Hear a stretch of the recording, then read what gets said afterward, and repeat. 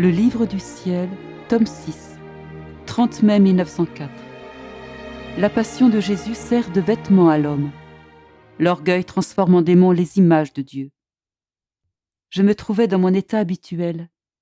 J'étais en train de méditer et d'offrir la passion de notre Seigneur sur tout son couronnement d'épines. Je priais Jésus pour qu'il donne la lumière aux esprits aveugles et qu'il se fasse connaître, car il est impossible de connaître Jésus et de ne pas l'aimer. Alors mon adorable Jésus sortit de mon intérieur et il me dit : « Ma fille, que de ruines l'orgueil fait dans les âmes. Il forme un mur entre la créature et Dieu et il transforme mes images en démons.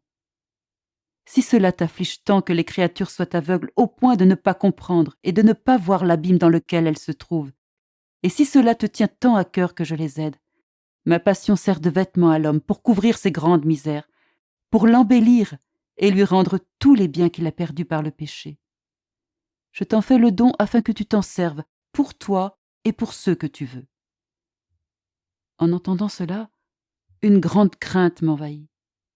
Vu la grandeur du don, je craignais de ne pas savoir l'utiliser et par conséquent de déplaire au donateur. Je dis à Jésus : « Seigneur, je ne me sens pas la force d'accepter un tel don. Je suis totalement indigne d'une telle faveur. Il vaut mieux que tu en disposes toi-même, toi qui es tout et qui connais tout. Toi seul sais à qui il convient d'appliquer ce si précieux vêtement. Pauvre moi, qu'est-ce que je connais ? S'il est nécessaire qu'il soit appliqué à quelqu'un et que je ne le fasse pas, quel compte sévère ne me demanderas-tu pas ? » Jésus me répondit : « Ne crains pas. Le donateur te donnera la grâce de ne pas rendre ce don inutile. Crois-tu que je peux te faire un don pour te faire du tort ? Non, jamais. » Je n'ai pas su quoi répondre, tout en demeurant épouvantée et en suspens, et je me proposais d'écouter ce que me dira Dame Obéissance.